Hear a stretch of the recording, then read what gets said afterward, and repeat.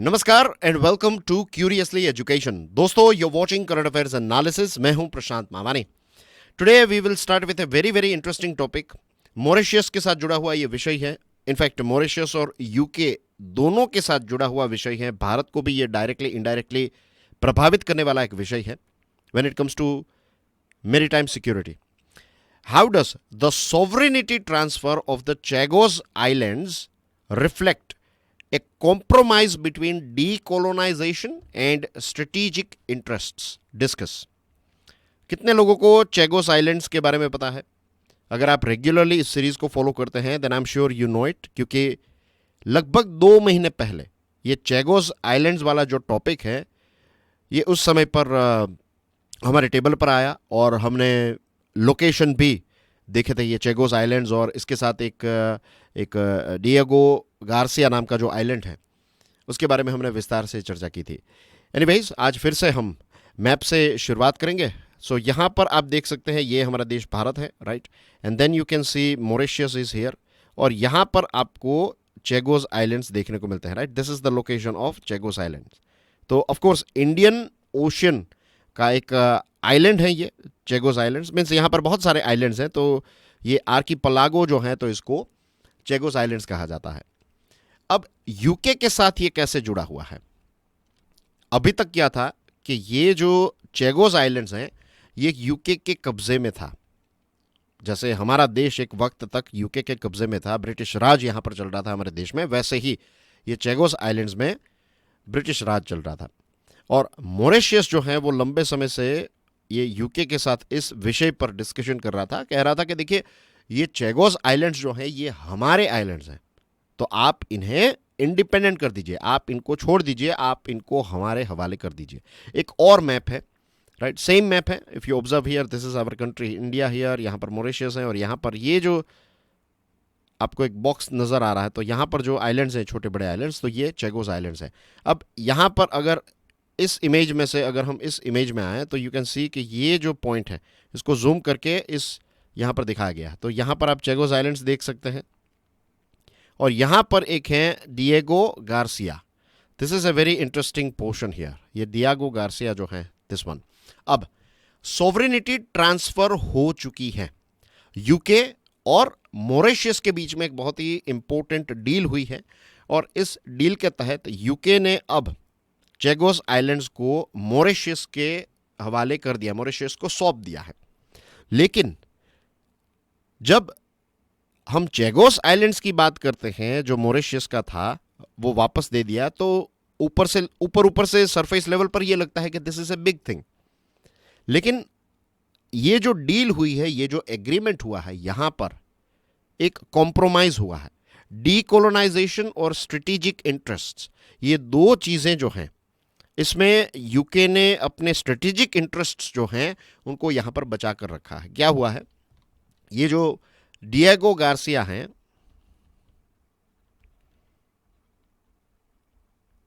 Diego Garcia में UK और USA, ये दोनों देशों का मिलिट्री बेस है। यस, इंडियन ओशियन में यूएसए का जो मिलिट्री बेस है that is in Diego Garcia, और ये यूके का है। यूके ने यूएसए के साथ एक डील की कि आप यहां पर मिलिट्री बेस बनाइए। तो लंबे समय से ये दोनों देशों का यहां पर एक दबदबा रहा है। अब यूके ने क्या किया है, चैगोस आइलैंड्स जो हैं वो तो मॉरिशस को दे दिए, लेकिन चैगोस आइलैंड्स में ये जो एक डिएगो गार्सिया है, जिसको आज मैं डीजी कहूंगा, तो ये जो डीजी है ये यूके ने इनडायरेक्टली अपने पास ही रखा है। यूके ने क्या किया, 99 ईयर्स का एक एग्रीमेंट किया है मॉरिशस के साथ, और हर साल मॉरिशस को 100 million pounds, not dollars, pounds, 100 million pounds जो है ये यूके मॉरिशस को देगा annually as a sort of fee, as a sort of rent. ये लॉन्ग लीज पर जो लिया है, तो एक रेंट के तौर पर 100 मिलियन पाउंड्स यूके मॉरिशस को देगा, और यहां पर जो मिलिट्री बेस है उसका पूरा खर्चा यूएसए उठाएगा। इस प्रकार की एक विचित्र सी डील जो है वो उन्होंने की है। तो जब हम मॉरल पॉइंट ऑफ व्यू से देखें, और ये जो डिएगो गार्सिया में जो रहने वाले जो चैगोसियंस हैं उनके पॉइंट ऑफ व्यू से देखें, तो यहां पर उन्होंने एक पार्शियल डीकोलोनाइजेशन ही किया है। आज भी ये जो डीजी में रहने वाले जो लोग थे, जो पहले वहां पर रहते थे, आज भी उनको वापस डीजी में जाने की परमिशन जो है वो नहीं मिली है इस डील के बावजूद भी। और 1960s में इसकी शुरुआत हुई। ये लंबे समय से यूके के पास ही था, तो 1960s में यूके और यूएसए ने मिलकर यहाँ पर एक मिलिट्री बेस जो है वो बनाने की शुरुआत कर दी। तो चेगोसियन लोग जो डीजी में रहते थे उनको फोर्सफुली निकाला गया, फोर्स्ड डिस्प्लेसमेंट हुआ उनका। आज भी उनके साथ जो अन्याय हुआ है उनको न्याय नहीं मिला, ये डील के बावजूद भी न्याय नहीं मिला। जनरेशन से रहने वाले लोग जो हैं वो वापस अपने घर नहीं जा पा रहे हैं। तो ये जो फंड है $100 मिलियन पाउंड का जो पर ईयर फंड दिया जाएगा, तो इस फंड में ये बताया गया है कि जो जिन लोगों को डिस्प्लेस किया गया था, तो उनके हित के लिए ये पैसों का खर्च आपको करना है, उनके डेवलपमेंट के लिए पैसे जो हैं उनका इस्तेमाल होगा। But still they are not allowed, और उनका जो एक अधिकार है वो वापस अपने घर जाए, तो ये चीज़ जो है वो इस एग्रीमेंट में नहीं हुई है। मॉरिशस की सरकार ने इस चीज़ को एक डिप्लोमेटिक विक्ट्री के तौर पर सेलिब्रेट किया है और कहा है कि हमें हमारी ज़मीन जो है, हमें हमारे आइलैंड जो हैं वो वापस मिल गए। लेकिन मॉरिशस की सरकार ने एक जो यहाँ पर गलती की है, दैट इज़ कि जो चेगोसियन लोग हैं जो डीजी में रहते थे वो वापस अपने घर नहीं जा पा रहे हैं। तो डिप्लोमेटिकली शायद ये विक्ट्री हो सकती है मॉरिशस की, लेकिन एथिकल पॉइंट ऑफ व्यू से देखें तो चीज़ें जो हैं वो अभी भी प्रॉपर नहीं है। Diego Garcia's strategic importance underscores western geopolitical interests in the Indian ocean. ये यूके और यूएसए ये कहते हैं कि चाइना जिस प्रकार से इंडियन ओशियन में एक्सपांड हो रहा है, अपने मिलिट्री बेसिस बना रहा है, उनका इन्फ्लुएंस चाइना का बढ़ रहा है, तो इस चीज़ को कंट्रोल करने के लिए, चाइना को काउंटर करने के लिए, we have to keep this military base in Diego Garcia. ये उनका स्टैंड है। तो ऐसा भी हो सकता था ना कि अपना मिलिट्री बेस यहाँ पर रखे, मॉरिशस के साथ मिलकर यहाँ पर रखे, भारत को भी शायद इन्वॉल्व किया जा सकता था, और जो डिएगो गार्सिया में रहने वाले लोग हैं उनको वापस सेटलमेंट का चांस दिया जाए, उनके घरों में वो वापस जा सके। लेकिन ऐसी चीज़ जो है वो नहीं की। तो it's a sort of paradox, right. एक तरफ स्ट्रेटेजिक नेसेसिटी है और दूसरी तरफ कॉलोनियल लेगेसी जो है वो भी यहाँ पर देखने को मिल रही है। The refusal to allow the resettlement undermines claims of justice and decolonisation. ये जो बड़े दावे किए जा रहे हैं कि न्याय दिया गया, डीकोलोनाइजेशन हो गया, तो सरफेस लेवल पर यस, लेकिन डीपर लेवल पर यह चीज़ नहीं हुई है, राइट।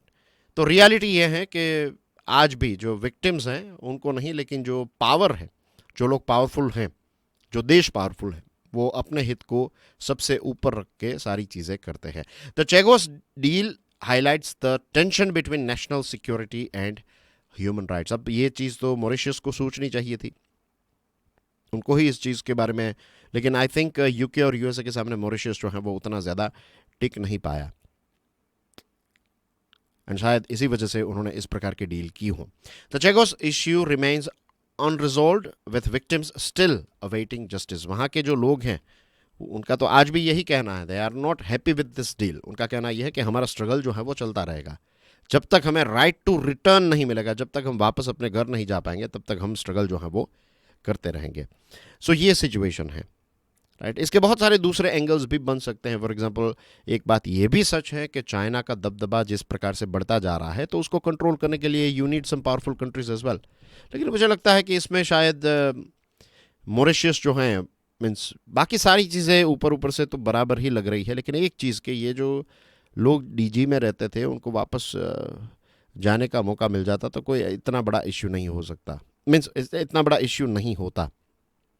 आज भी ये चीज़ जो है वो की जा सकती है, और मुझे लगता है कि शायद मॉरिशस की सरकार ने ऐसा भी सोचा हो। This is just my assumption, this is what I think कि ऐसा हो सकता है कि मॉरिशस की सरकार ये सोच रही हो कि स्टेप 1 शुड बी कि सबसे पहले तो यूके से इन आइलैंड्स का पूरा कंट्रोल हम ले लेते हैं, और स्टेप 2 में ये भी चीज़ हो सकती है कि फिर ये जो डीजी वाला टॉपिक है, तो इसमें फिर से यूके यूएसए के साथ डिस्कशन करके इसको आगे बढ़ाया जा सकता है। तो ऐसा भी हो सकता है कि स्टेप बाय स्टेप जो है इस प्रॉब्लम को सॉल्व करने की कोशिश शायद मॉरिशस की सरकार कर रही हो। वो तो वक्त ही बताएगा कि आगे इसमें क्या होता है। अभी तक की सारी लेटेस्ट अपडेट्स इस पर्टिकुलर विषय के साथ जुड़ी हुई जो थी वो मैंने आपको एक्सप्लेन कर दी है। Right, now let's move on to topic number Just a sec. Here we go. Right. So this is topic number 2. How does the recent surge in COVID-19 cases attributed to the JN.1 variant impact public health strategy in India? Discuss. अभी हमने देखा कि कुछ ऐसे देश हैं जहां पर ये कोविड के केसेस काफ़ी ज़्यादा बढ़ने लगे हैं, राइट? सिंगापुर, हांगकांग, नाम श्योर आपने इसके साथ जुड़ी हुई कुछ खबरें भी देखी होगी।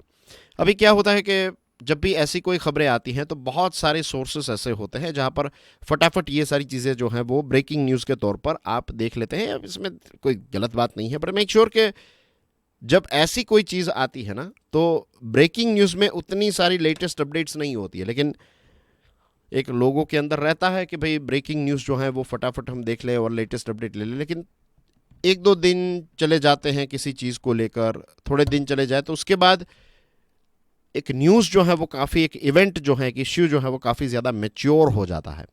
तो ये जब चीज़ें न्यूज़ में चल रही थी तो मेरी नज़र थी इस चीज़ पर, लेकिन मैंने इसको थोड़ा वक्त दिया कि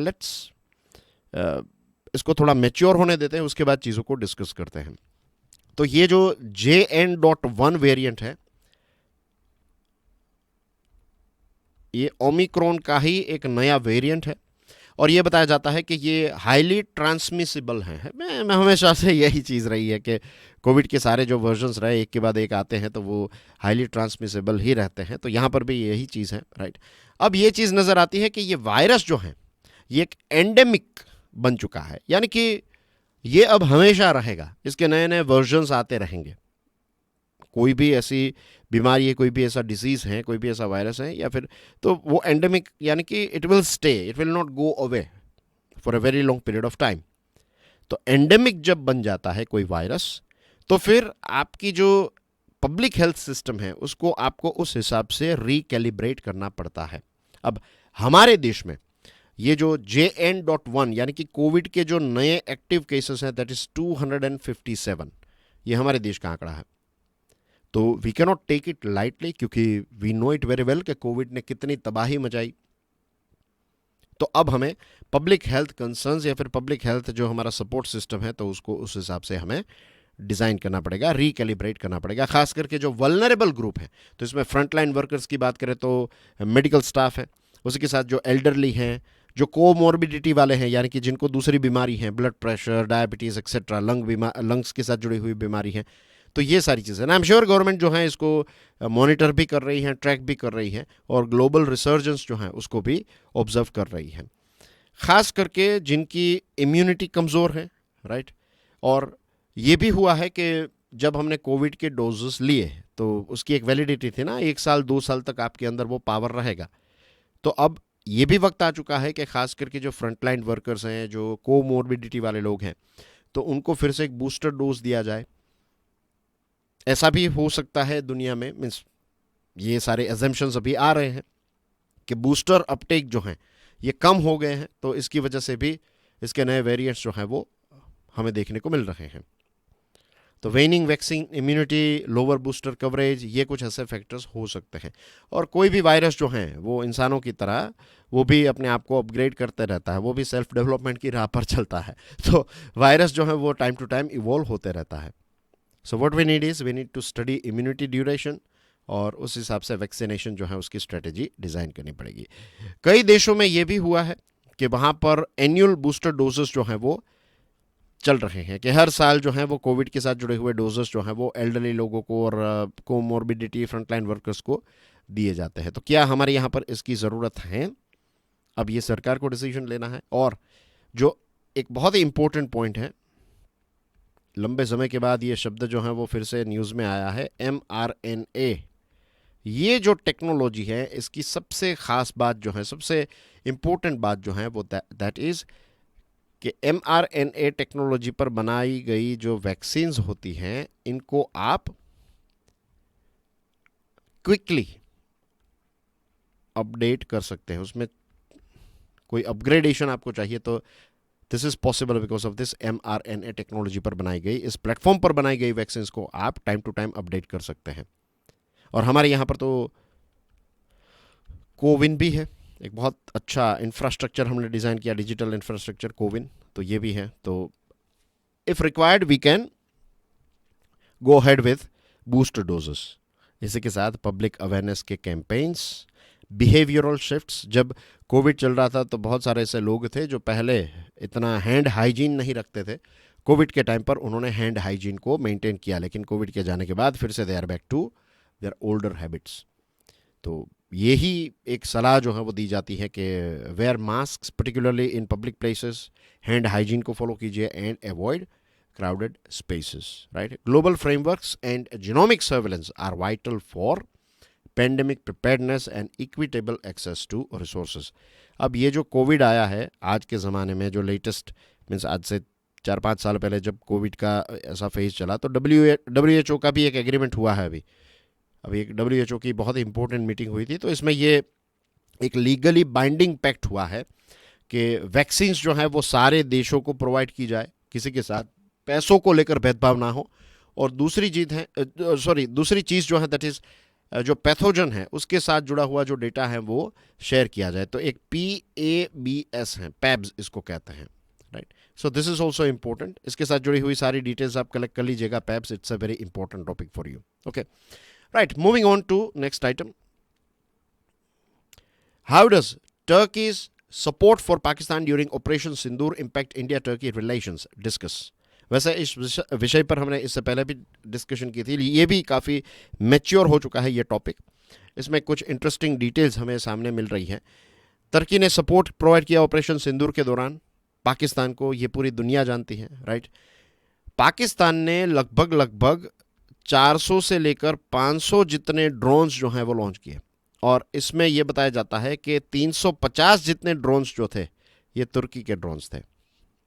इसमें बायरक्तर, TB2, यीहा-3, एसिस गार्ड, सोंगार। ये सोंगार जो हैं इसके बारे में ये बताया जाता है कि ये सोंगार जो है वो उसकी कोई डील नहीं हुई थी, सोंगार के बारे में पब्लिक रिकॉर्ड नहीं है। लेकिन ये बताया जाता है कि ये जब पहलगाम का अटैक हुआ उसके तुरंत बाद तुर्की और पाकिस्तान की सरकार के बीच में एक स्पॉट एग्रीमेंट हुआ, और ये सोंगार ड्रोन्स जो हैं ये प्रोवाइड किए तुर्की ने पाकिस्तान को। तो ये भारत के लिए एक थोड़ा सीरियस मैटर है, और तुर्की का जो इन्वॉल्वमेंट है हमने उनका कुछ नहीं बिगाड़ा है। And then as well they were supporting Pakistan openly. तो जो लोग वहाँ पर, मैंने इससे पहले भी कहा था, वहाँ पर घूमने मत जाइए। हमारे ही पैसे जो हैं उनका इस्तेमाल हमारी ही सेना के सामने करने वाला कोई देश है तो दैट इज तुर्की। तो उनका तो डेफिनेटली जो बॉयकॉट चल रहा है वो होना ही चाहिए, डेफिनेटली होना चाहिए। ये हमारे देश की बात है। दूसरी चीज, 22 अप्रैल जब पहलगाम का अटैक हुआ उस समय पर पाकिस्तान के प्राइम मिनिस्टर कहाँ थे? He was in Turkey. दूसरी चीज, 22 अप्रैल C-130 जो कि उनका बड़ा कार्गो प्लेन है तुर्की का, वो पाकिस्तान में देखने को मिला था। एंड एक और इंटरेस्टिंग डेट है 30 अप्रैल।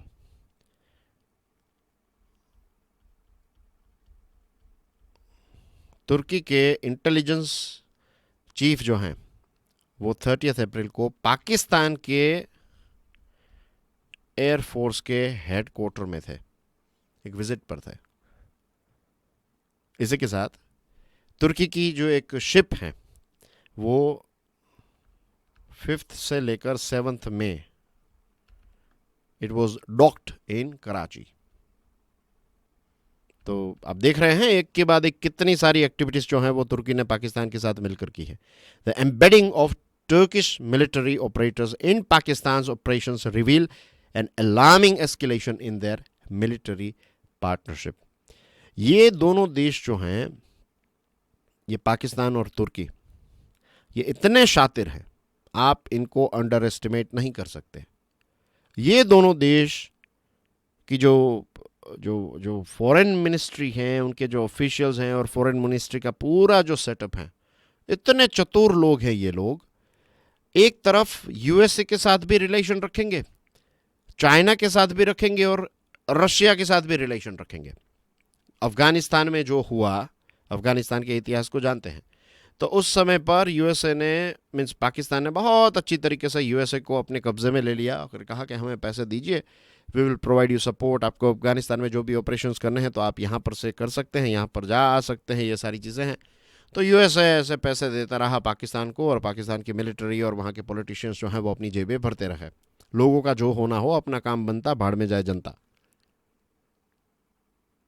फिर आज यही पाकिस्तान जो है वो यूएसए के साथ साथ चाइना से भी पैसे निकाल रहा है अपने सर्वाइवल के लिए। देखिए कितने चतुर हैं। यहां पर तुर्की की बात करें, तुर्की नेटो का मेंबर कंट्री है।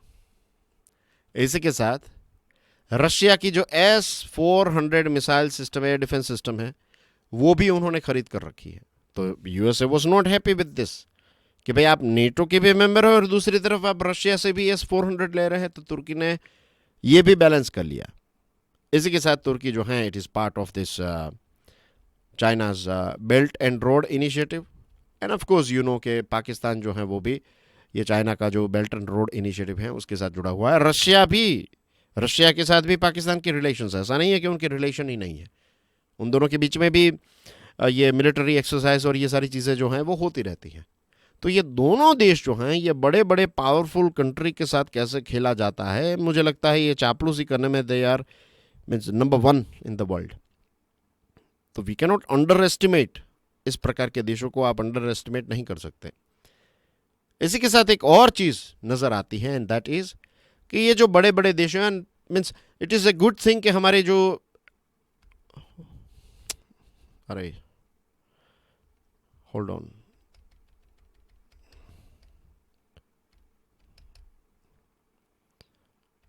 सॉरी, ये गलती से एक बटन प्रेस हो गया and we lost the page on which we were right. What I was saying is, global powers की मैं बात कर रहा था। हमारे foreign affairs minister S Jaishankar साहब ने अभी जर्मनी में जो एक इंटरव्यू दिया,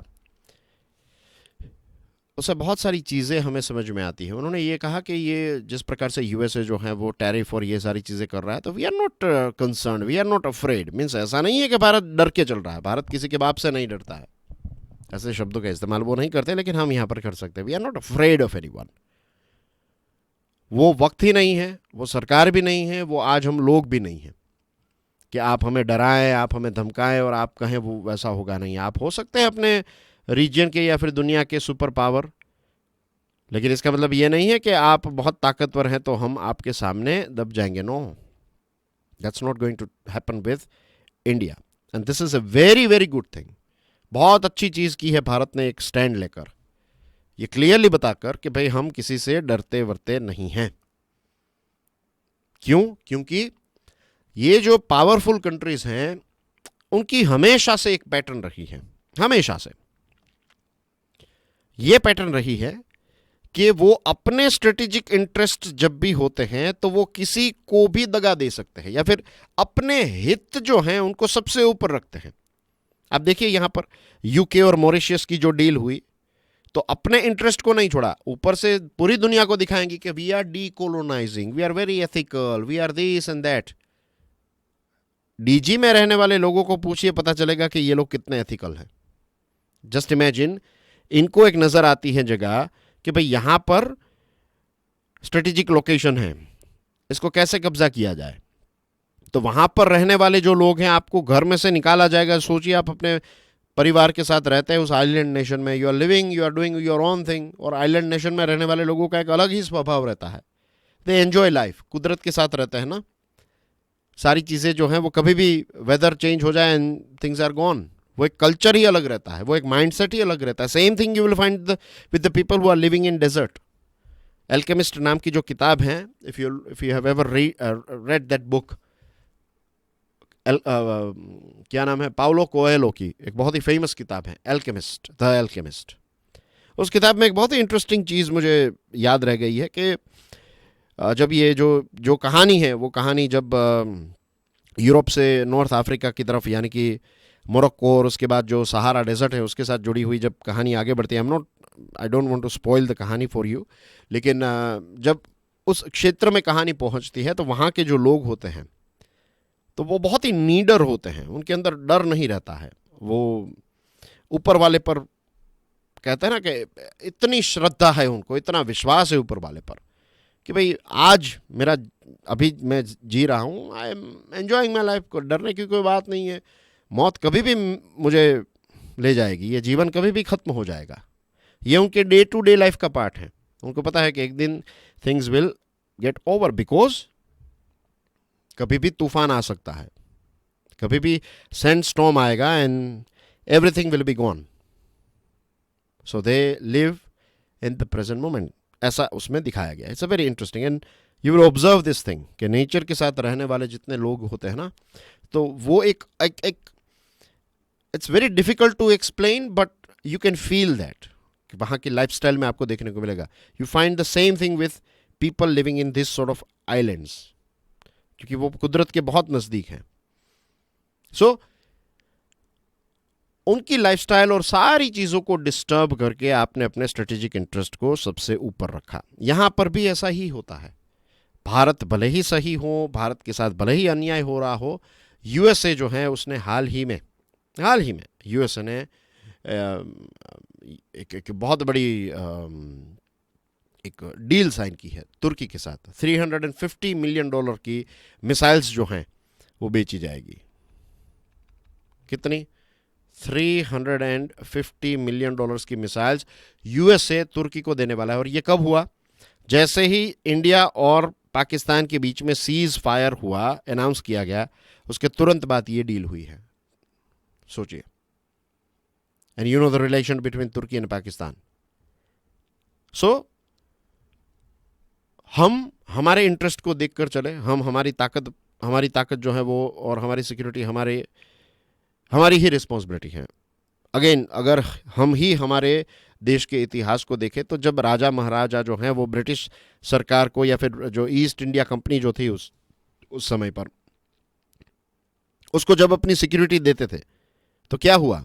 वही सिक्योरिटी प्रोवाइड करने वाले लोगों ने पूरे देश को हड़प लिया।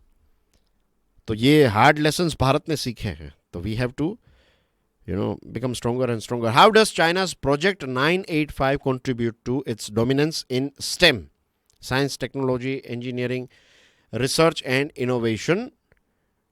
Discuss. ये जो STEM रिसर्च और इनोवेशन है, इसमें चाइना का दबदबा लगभग 20 सालों से चल रहा है। यस, 20 years, 2 दशक जितना वक्त हो चुका है। 2 दशक से यूएसए से भी ज़्यादा रिसर्च पेपर्स जो हैं वो चाइना, साइंस, टेक्नोलॉजी, ये सारे क्षेत्रों में, स्टेम में चाइना जो है वो प्रोड्यूस कर रहा है। गुड क्वालिटी का रिसर्च जो है वो चाइना कर रहा है। और चाइना की यूनिवर्सिटीज़ जो हैं वो अलग अलग, जैसे कि आप बायोटेक में देखेंगे they are in fact number 1, AI में देखेंगे they are number 1, solar cells में देखेंगे। हमारे देश में ये जो सोलर पैनल्स आती हैं तो वो कहाँ से आती हैं? यहाँ पर तो असेंबली होती है, सारी चीज़ें चाइना से ही आती हैं। इलेक्ट्रॉनिक व्हीकल्स में हमने देखा ना, BYD यानी कि बियॉन्ड जो है कंपनी, बियॉन्ड BYD, तो इस बियॉन्ड ने एक ऐसी सिस्टम निकाली है कि 5 मिनट के अंदर आपकी कार 100% चार्ज हो जाएगी। मिनिमम एवरेज जो आपको मिलेगी, यानी कि जो not average in the sense but minimum जो डिस्टेंस आप कवर कर पाएंगे फुल चार्ज में, दैट इज 500 किलोमीटर्स। तो ये सारी चीज़ें इसलिए हो पाई क्योंकि लगभग 1990s के समय पे चाइना ने प्रोजेक्ट 985 को लॉन्च किया। ये 985 प्रोजेक्ट जो है वो बेसिकली यही प्रोजेक्ट था कि चाइना की 39 यूनिवर्सिटीज़ जो हैं इनको वर्ल्ड क्लास बनाने का प्रोजेक्ट चाइना की सरकार ने लॉन्च किया। और ये वर्ल्ड क्लास बन चुकी हैं। Yes, of course, Beijing, Shanghai, ये सारे जो शहर हैं ये ग्लोबल रिसर्च में टॉप नंबर के शहर आने लगे when it comes to STEM area. Bharat सरकार भी इसी दिशा में चीज़ें कर रही है, लेकिन हमारे यहाँ पर ऐसा है कि ये जो नेशनल एजुकेशन पॉलिसी 2020 जो हैं, तो आज भी डिबेट्स चल रही है कि हिंदी भाषा हिंदी भाषा को जोर दिया जाए, हम अभी इसी में अटके हुए हैं कि सेंट्रल गवर्नमेंट का इंटरफियरेंस रहता है। ऐसी चीज़ों में हम अटके रहेंगे तो कभी भी हम जो विश्व गुरु बनना चाहते हैं या फिर अपने आप को विश्व गुरु कहते हैं, ये चीज़ें पॉसिबल नहीं हो पाएगी। एक वक्त था हम विश्व गुरु थे, लेकिन क्या आज हम ऐसा कह सकते हैं वी आर विश्व गुरु? The answer is no. तो क्यों नहीं है? वाई? मीन्स प्रॉब्लम्स ढूंढिए और सॉल्यूशंस इंप्लीमेंट कीजिए।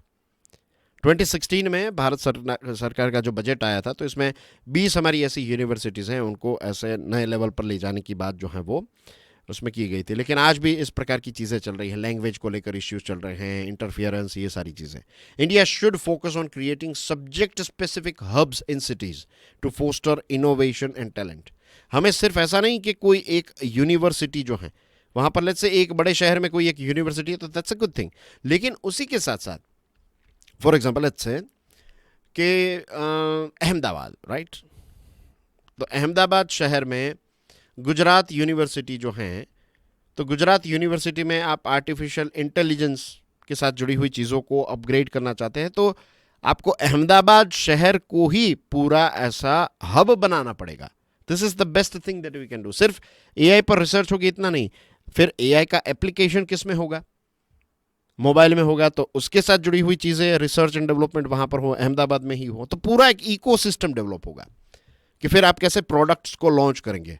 कार में अगर एआई का उपयोग हो रहा है तो फिर कार में कैसे उसका उपयोग, जब एक पूरी इकोसिस्टम बनेगी तो ऐसे पूरे हब्स बनेंगे। एआई का हब लेट्स से अहमदाबाद है, तो Delhi can become some for biotech and Hyderabad can become some for something else. ऐसे अलग अलग शहर जो हैं उसमें ऐसे इकोसिस्टम्स हम डेवलप कर सकते हैं। Then we can create some sister cities as well. Step by step हम इसमें आगे बढ़ सकते हैं। और हमारे यहाँ पर सबसे बड़ा एडवांटेज है, that is we are democracy. तो यहाँ पर जो भी इनोवेशंस होंगे ना, वो एक होलिस्टिक इकोसिस्टम को डेवलप करने वाले इनोवेशंस होंगे। India's democratic framework offers a unique opportunity to attract global talent and institutions. अभी ट्रम्प साहब हार्वर्ड के पीछे हाथ धोकर पड़ चुके हैं, तो बहुत सारे ऐसे फैकल्टीज, स्टूडेंट्स को हम यहाँ पर अट्रैक्ट कर सकते हैं, लेकिन उसके लिए हमारा यहाँ पर प्लेटफॉर्म तैयार होना बहुत ही ज़रूरी है। Immediate reforms and sustained focus are essential for India to reclaim its position as a global leader, Vishwaguru and in higher education. And of course इसी के साथ साथ जो प्राइमरी, सेकेंडरी, ये जो लेवल है एजुकेशन का, उसमें भी एक ज़बरदस्त बदलाव की ज़रूरत है। आज भी ग्रास रूट रियलिटी ये है कि पेरेंट्स को, स्टूडेंट्स को, टीचर्स को मार्क्स चाहिए। अंडरस्टैंडिंग जो है वो आज भी बैक बेंच पर ही बैठी हुई है। Moving on to next topic, how does the one big beautiful bill impact Indian remittances from the US? Discuss its implications for India's economy. USA की सरकार जो है, उनकी पार्लियामेंट में ये जाएगा, ये one big beautiful bill, OBBB। इसमें 3.5% एक्साइज टैक्स की बात बताई गई है कि जो यूएसए में रहने वाले नॉन यूएस सिटीजन हैं, यानी कि हमारे देश के let's say NRIs, non residential Indians, there is a difference between US citizen and NRI। फिर कोई H1B वीज़ा पर वहां पर गया है, इंटरनेशनल स्टूडेंट्स हैं, वो वहां पर जॉब कर रहे हैं, जो पैसे बचे जो वापस भेजते हैं उसको हम रेमिटेंस कहते हैं। तो जो नॉन यूएस सिटीजन्स हैं, जो यूएसए में रहते हैं, वहाँ पर पैसे कमाते हैं, तो उनके पास जो बचत होती है तो वो क्या करते हैं, भारत में भेजते हैं, अपने परिवार को भेजते हैं, यहाँ पर इन्वेस्ट करते हैं। और पूरी दुनिया से जो हमें रेमिटेंस मिला लास्ट ईयर 2024, तो यूएसए से, सिर्फ यूएसए ऐसा देश है जिससे हमें 129 बिलियन डॉलर का रेमिटेंस मिला। टोटल जो रेमिटेंस हमें मिलता है अलग अलग देशों से, तो इसका 28% जो है ग्लोबल, जो पूरी दुनिया का, हमारे देश के लोग हर जगह पर है ना, तो 28% रेमिटेंस सिर्फ हमें यूएसए से मिला है। अब इस पर टैक्स डालने की बात कर रहा है ये one big beautiful bill. The proposed tax could reduce remittances from the US by $1.6 billion annually. धीरे धीरे करके ये रेमिटेंस जो हैं उसको कम करने की बात यूएसए कर रहा है यहाँ पर, इस प्रकार के। तो फिर अब लोग क्या करेंगे? देखिए, हमारे लोग जो हैं वो फिर क्रिप्टो करेंसी के माध्यम से पैसे ट्रांसफ़र करेंगे, जो हवाला, आंगड़िया जिसको कहते हैं, हवाला, आप कैश यहाँ पर दें और दूसरे शहर में आपको फ़ोन नंबर पर कैश मिल जाएगा, उसका कमीशन लिया जाएगा। तो केरला, गुजरात, पंजाब, दूसरे जो राज्य हैं जहाँ के NRIs अलग अलग जगहों पर रहते हैं, खास करके यूएसए में, तो वहाँ से पैसे इनफॉर्मल चैनल से आएंगे। तो इसमें प्रॉब्लम ये होगा, इनफॉर्मल चैनल में रिस्क भी ज़्यादा रहता है। और भारत के लिए रेमिटेंस इतना इंपॉर्टेंट है, हमारी जो टोटल जीडीपी है दोस्तों, उसका 3% जितना तो सिर्फ हमें रेमिटेंस में मिलता है। जो लोग ऐसा कहते हैं ना कि जब देश को ज़रूरत थी तो आप दूसरे देश में जाकर सेटल हो गए, ऐसा नफरत मत कीजिए हमारे भारत के लोगों की जो बाहर रहते हैं, दूसरे देशों में रहते हैं। वो लोग पैसे कमाकर भारत भेजते ही हैं, और वो हमारे देश में जो एफडीआई आता है उससे ज़्यादा पैसे हमें रेमिटेंस में मिलते हैं। सो दे आर ऑल्सो कॉन्ट्रीब्यूटिंग। वो यहाँ पर नहीं है, इसका मतलब ये नहीं है they don't love our country. बहुत बार ऐसी चीज़ें देखने को मिलती हैं, कुछ लोग ऐसा कहते हैं, बट हमारी जीडीपी का 3% जितना जो है वो हमें रेमिटेंस से मिलता है। इतना कंट्रीब्यूशन है हमारे रेमिटेंस का, इतनी साइज है रेमिटेंस की, right. NRIs may reconsider investments in real estate, startups and small businesses due to the remittance tax. हमारे जो NRIs हैं ये रियल एस्टेट में, स्टार्टअप्स में, स्मॉल बिजनेसेस में इन्वेस्ट करते हैं। हरित क्रांति के बारे में हम बात कर रहे थे ना। हरित क्रांति पंजाब और हरियाणा जैसे क्षेत्र, खास करके पंजाब में सफल इसलिए हुई क्योंकि उस समय पर पंजाबी लोग जो कनाडा, यूएसए, यूके में रहते थे, तो वो अपने यहाँ पर घर वालों को पैसे भेजते थे, तो उससे ट्रैक्टर्स और ये सारी चीज़ें आई। जो इनपुट कॉस्ट है, they were able to afford it because of this remittance. एक बहुत इंपॉर्टेंट रोल रहा है रेमिटेंस का हरित क्रांति में भी। And this is the reason you find के ऐसा एक प्रश्न भी पूछा गया था यूपीएससी में कुछ सालों पहले, आज से लगभग 7-8 साल पहले एक ऐसा प्रश्न था कि ईस्ट इंडिया में इतनी हरित क्रांति सफल क्यों नहीं हुई, वेस्ट में ही क्यों हुई। उसके पीछे रीजन ये था, remittance. That was the answer कि इनपुट कॉस्ट जो हैं वो अफोर्ड करने के लिए पैसे, एक्स्ट्रा पैसे कहाँ से आए, तो that was coming from outside. तो हमारे रियल एस्टेट के बहुत सारे ऐसे प्रोजेक्ट्स हैं, स्टार्टअप्स में, यहाँ हर जगह पर ये एनआरआईज जो हैं वो अपने बचत के पैसे इन्वेस्ट करते हैं, तो इस पर भी एक डायरेक्ट प्रभाव आएगा। The excise tax raises concerns about fairness, implementation and impact on emotional and financial ties between NRIs and India. अब लोग वापस पैसे नहीं भेज पाएंगे या फिर उनको टैक्स पे करना पड़ेगा, तो फिर वो नेचुरली क्या करेंगे, वहाँ पर इन्वेस्ट करेंगे। तो ये सारी चीज़ों से कहीं ना कहीं देश से भी वो दूर होते जाएंगे। तो इसका एक अल्टरनेटिव ऐसा भी किया जा सकता है, यूएसए ऐसा भी कर सकता है कि अगर कोई लेट्स से $2,50,000 से ज़्यादा पर ईयर पैसे भेज रहा है तो फिर उन पर टैक्स हो, या फिर कोई पीएलआई लिंक्ड इंसेंटिव, ऐसी चीज़ों में आप भेजें। तो ऐसे कुछ रास्ते निकाले जा सकते हैं। जिस प्रकार से ये ट्रंप सरकार अलग अलग ऐसे स्टेप्स कर रही है, एक भय का माहौल जो क्रिएट कर रही है, मुझे लगता है कि लॉन्ग टर्म के लिए यूएसए के लिए ये अच्छी बात नहीं है। एक बहुत बड़ी गलती जो है वो यूएसए कर रहा है, अपना जो नेचर है उसके विरुद्ध जा रहा है यूएसए यहाँ पर, ऐसा मुझे लग रहा है। बहुत सारी चीज़ों में ऐसी चीज़ें हमें नज़र आ रही हैं, and this is not good for the long term of USA. आज उनकी इकोनॉमी बड़ी है, आज USA is the biggest consumer of the world, तो सारे देश एडजस्ट करेंगे, बट ये बातें जो हैं वो कोई देश भूलेगा नहीं, आपके स्वभाव को।